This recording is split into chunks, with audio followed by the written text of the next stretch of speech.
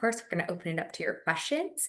And I really appreciate those who submitted questions ahead of time, some of which are incorporated into the presentation. We'll make sure to get to them at the end as well. So feel free to put your questions into the Q&A chat, as Tara mentioned, and with that, we'll get started. So just setting the stage a little bit about transportation management programs. I think a lot of you are familiar. There are about 200 transportation management program affected buildings across Seattle, and every single one is unique. Around 1979, the city began requiring transportation mitigation through conditions on building permits in the central business district. Since then, it's expanded all across the city. You can see on this map, here's a blue dot for every building that is affected by a TMP. And the goal of these TMPs are to mitigate congestion and pollution. So each one is unique to the specific conditions around the building and the infrastructure that exists at the building. There are different requirements across all of them, but many of them have SOV related goals or single occupancy vehicle goals, parking mitigation strategies that encourage non-single occupancy vehicle driving, infrastructure such as bike corrals and lockers. And there are actually some of the more modern ones that have specific language around how to manage micromobility devices. So that's something we'll talk about today. These TMPs have been updated throughout the years since 1979 to reflect the current citywide goals and clarify processes. And Commute Seattle, one of the big things that we do is we work with property managers to help them interpret their TMPs and make sure that they're working best for them.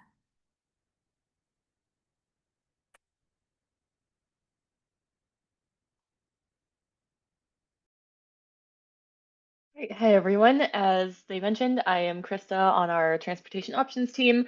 And while I'm not on SDOT's micromobility team, I sit right next to them. So hopefully I'll be able to do this justice. Yes, SDOT manages our micromobility permitting and execution. We have a small but mighty team, and we have two vendors, which are Bird and Lime, with Lime having the largest presence. And there are three device types, which are scooters, e-bikes, and gliders, which were recently distributed in May, I believe. And gliders are currently dominating as far as what people are riding with the most. And Seattle is also the city in the country that has the largest volume of gliders. So very exciting. And so we have over 14,000, I believe, devices deployed. And what's great about micromobility is it's a zero emission mode, and it's really great because it offers flexibility for people who are trying to often get from a first last mile to and from transit destinations, or just getting around the city in a quick and easy way. And in 2024, we had 6.3 million trips, and this year we are expected to exceed 10 million trips. So there's been really exponential ridership growth this year. We've had a 73% ridership growth from 2024 to 2025, and there's over 800,000 unique riders in 2024. And so the team is working really hard to manage this extreme growth, but it's very exciting. And there's a lot of great work happening in the space. I know the team does a lot with looking at equity focus areas and making sure to really make this mode accessible for as many people as possible.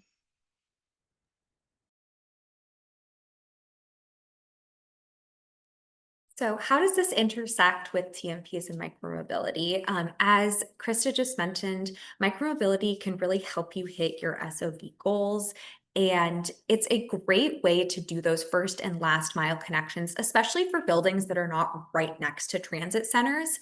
One experience that I've had recently was going to a transportation fair at the Columbia Center, and I spoke to a lot of tenants of that building who are working there and who use micromobility to get to and from the ferry terminals, which is a relatively short walk, but it's a very steep hill. And that can make transit much more accessible for more people, especially when you have a variety of devices. The gliders, scooters, and bikes are varyingly accessible to different people and their specific needs. So it can be really beneficial to have multiple types of devices available for your tenants. Some other great things about how TMPs and micromobility can intersect is that management of micromobility can actually count toward lead credits in the operations and management section of Lead V5. If you have questions about this, you're welcome to reach out to me and look at the specifics of your lead criteria. But management of micromobility is something that has been recognized across the globe and across the US Green Buildings Association as one of the strategies that you can really use to reduce those single occupancy vehicle emissions. And finally, some TMPs, as I mentioned, have specific language about micromobility. So if you are looking within your own TMP, and again, if you have any questions on this, you're very welcome to reach out to me. That's what Commute Seattle is here for, to help you understand those sometimes complicated legal documents. There are specific languages about how micromobility should be managed. So within TMPs, there can be recommended actions and required actions, and most of the micromobility action items are within that recommended category, not the required category. But as we have more and more new buildings and micromobility becomes a bigger part of transportation in our area, we're going to see more of that coming in, I would expect. So some things that I've noticed in TMPs is requiring the buildings or the tenants within the building to provide bike share memberships, and also providing publicly accessible locations for shared micromobility parking. These are really exciting ways that we can apply our transportation to our broader sustainability goals. And like I said, Commute Seattle is very happy to help if you have any questions about how micromobility might be reflected in your own TMP.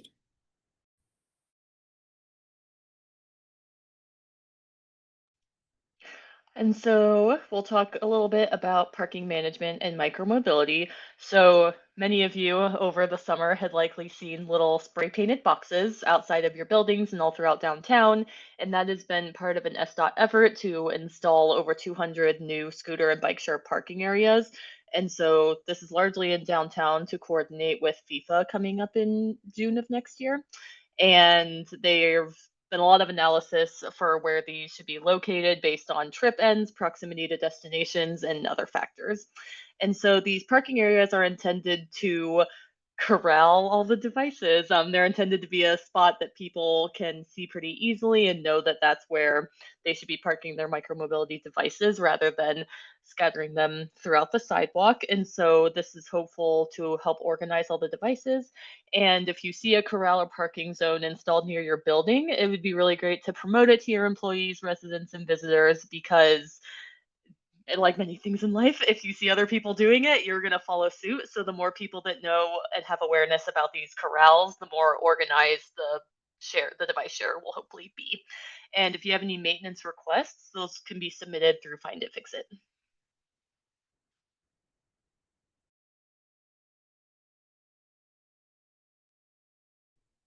One thing we wanted to be really explicit about is what you can do as a property manager. As Krista kind of mentioned, there's obviously limitations of what you can control in how people are using micromobility devices. There are unfortunately always people that are not going to be parking them correctly or riding them safely.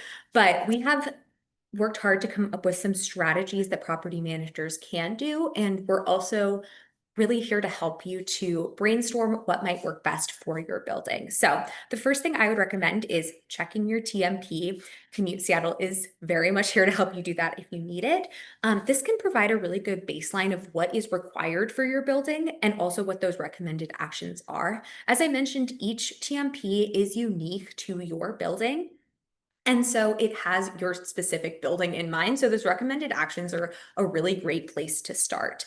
It also sets a framework of the legally required action and a place where you can communicate that to your tenants because those are required goals and policies, which if it isn't in your TMP, that brings you to the next bullet point, which is setting goals and policies.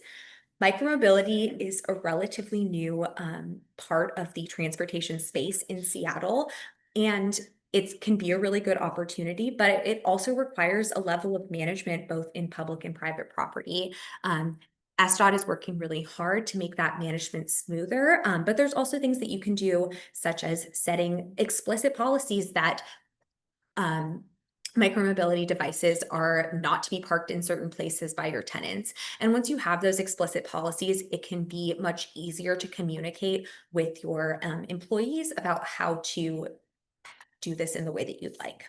You can also update your own parking management when you're doing any type of infrastructure changes. Installing your own corrals is always an option for you, and it can be really effective in getting people to park in the same in the right locations. I'd also highly recommend sharing resources with tenants, such as where to get free helmets. Lime has a bunch of great locations where you can get free helmets, how to park correctly, local bike lanes and infrastructure, and how to potentially install your own corrals or work with SDOT to best manage your the corrals that might be near your area. You can also work directly with Lime, Bird, or other scooter share companies to talk about any concerns that you might have from your area. And if there's anything that they could do, such as geofencing or anything else like that, that might be a good strategy for your building.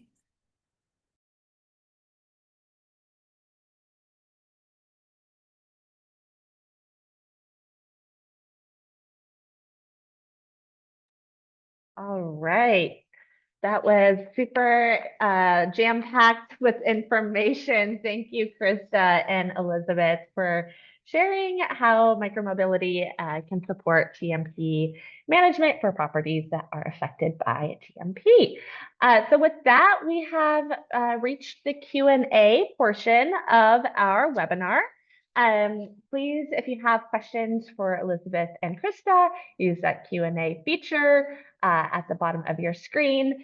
I'm going to kick us off here with a couple of questions that we've received, starting with a question from a building transportation coordinator. What can we do when we notice a problem resulting in a lack of safe, orderly, or sustainable usage of these devices? I think I'll pass this one over to Krista to start. I know she called out the Find It, Fix It app. If she could share a little bit more about what that is and how to use it. Yeah, so sorry, I know we all kind of notice these things and it can be frustrating to not have a lot of control over it. But Find It Fix It probably is the best resource at this time for reporting um consistent issues. So it's an app, and I have actually surprisingly never used it myself, but I think that you can like send in photos of what you're seeing and that goes into the app, and then you have the location as well. And this app is great for pretty much any faulty infrastructure you see. So I think in Q&As that were submitted previously, someone had brought up like what to do if a bike lane is blocked or if there's rubble in the road for that. So Find It Fix It is kind of the catch-all app to use for reporting issues that the city could be able to fix. And I will say the more people that report a problem in Find It Fix It, kind of the more elevated it would get. So if it's a problem that's recurring and you're just not getting anywhere, we would encourage you to like explain Find It Fix It to your tenants and your colleagues, because the more people that report problems, the more likely it'll get attention from someone and get fixed more promptly. So yeah, I think that's my best suggestion for that. Great. Thank you, Krista. We've got two questions sort of related to the same topic here around first mile and last mile. So one, defining what that is, and another question here. I'm interested in learning about how micromobility can provide better accessibility to our Seattle work sites. So I think either Elizabeth or Krista could take this one on. So I'll let one of the panelists come on and speak to that. Sure. So I guess I'll start with the first part of what first mile, last mile is. And so it's basically this concept that someone might be able to take a bus or light rail or a form of public transit most of the way to their destination, but it might be a little bit too far from their work site to walk there. And so the idea of first mile, last mile are these smaller connections that are like maybe there's not a bus route that goes or whatever, but micromobility is a great way to kind of get someone on this last mile of their trip. And so micromobility is really great for that because you can kind of park them in wherever you can in the designated zone, and they're usually readily available, especially at major transit stops. And so, yeah, first mile, last mile is just a way to get people to get out of their cars alone for the entirety of their trip, and not be discouraged if there's a little more than a mile or so from their destination. And Elizabeth, if I missed anything in that definition, please feel free to chime in. And I don't remember the second part of the question.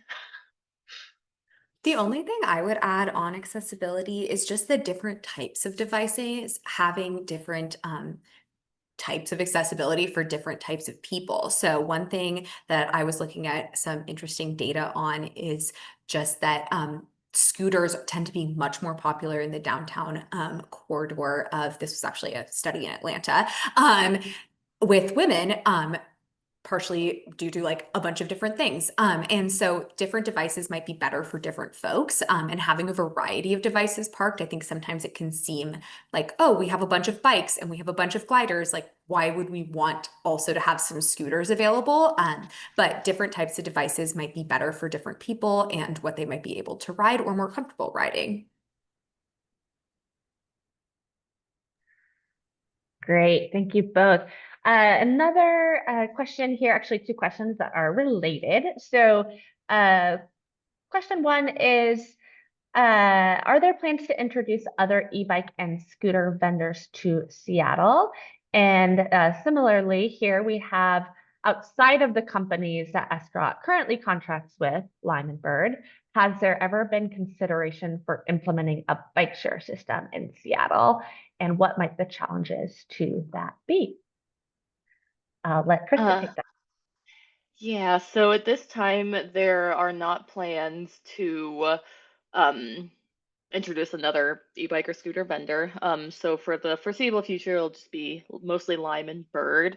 And unfortunately, I'm not very familiar with the city's discussion about a city-run bike share, but I would be happy to follow up with that with our micromobility team because I'm sure that they have a lot of information and background on the pros and cons of a program like that. And so that'll be one I'll definitely follow up with everyone on after I discuss with them. But I apologize that I don't know more.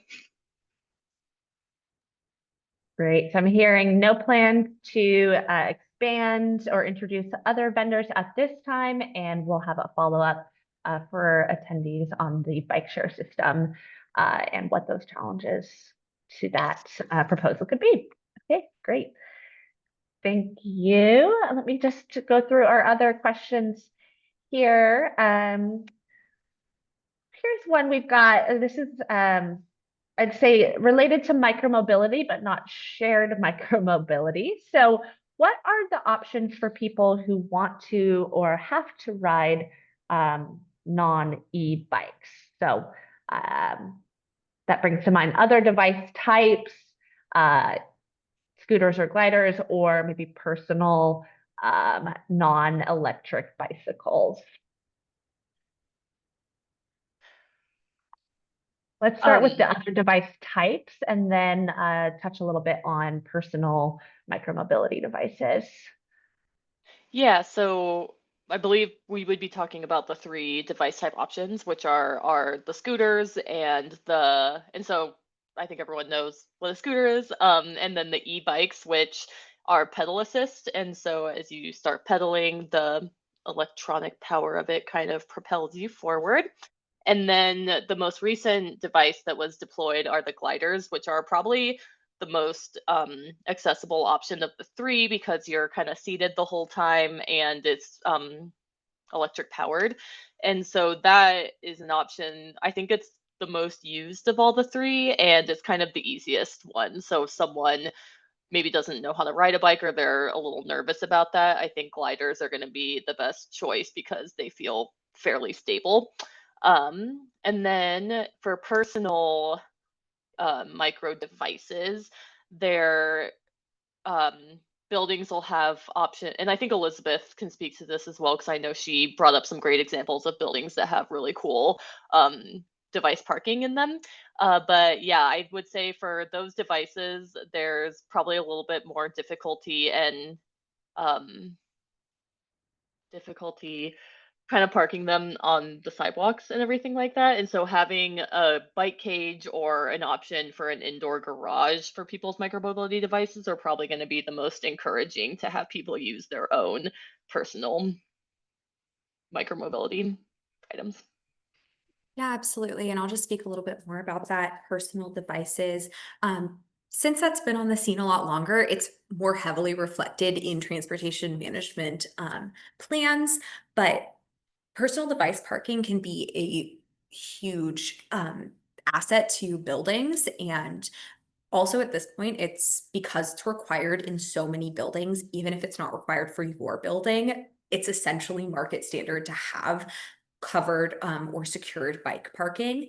And this is a really big incentive for people to be biking or scooting on their own scooters, or even if you are just doing a different type of active mobility, such as walking, having like a dry place to hold clothes or jackets can be a really significant way to reduce your single occupancy vehicle. There's a ton of different options on how this can be done. I've seen really successful bike programs in buildings that have just like a single parking spot that is fenced off in their parking lot and has some temporary uh, those wooden just like wooden structures that can be used as bike racks, all the way to there are some really gorgeous and fancy with like charging for e-bikes and like luxurious showers that almost look like a spa. But all of these can be much better than just having nothing. And what people really want is a secure and safe place to keep their bikes and having covered bike parking as well, because we live in Seattle, it's often pretty wet. That's one thing that Commute Seattle can really help you with. And we've even done some like site inspections and walking through people to suggest what would be the best option for you. So if you're looking at trying to expand or improve your bike or just other active transportation offerings at your building, I'd really encourage reaching out to us. Perfect. Thank you so much. Well, we have made it through all of our questions. And so thank you again to Krista and Elizabeth for leading this presentation and for everyone who tuned in today. Before we wrap it up, I do want to highlight we have two upcoming events from Commute Seattle. First up is we are relaunching our virtual Commute University series. This is for both building and employee transportation coordinators. So please join us on Tuesday, December 2nd at 10 a.m. To learn more about tips to keep your teams moving during the big dark. We'll be discussing strategies that can help your employees and tenants continue to choose sustainable options like biking and taking transit, even in the darkest and wettest time of year, when it can be very tempting to just hop in the car and drive alone, which undoes progress towards your commute trip reduction goals. And next up, we have our annual Light Up Your Trip event, which is the same week on Thursday, December 4th from 4 to 6 p.m. We'll be hosting this under the festive holiday lights in Bell Street Park, right by the Bell's 2nd Avenue bike lane and 3rd Avenue transit corridor. This is for everybody, so please share this event with your tenants and employees. We'll be joined by a number of community partners, including SDOT, as well as our partners at King County Metro, Sound Transit, Seattle Neighborhood Greenways, and more, to be providing resources, free safety gear, visibility gear, and fun giveaways to help folks stay visible and keep moving all season long. So you can scan that QR code for more information on both of those events. And William, who's been running tech for us, has dropped those links in the chat as well. So you can go directly to our website for more information. And thank you again so much for joining us, and have a great rest of your day.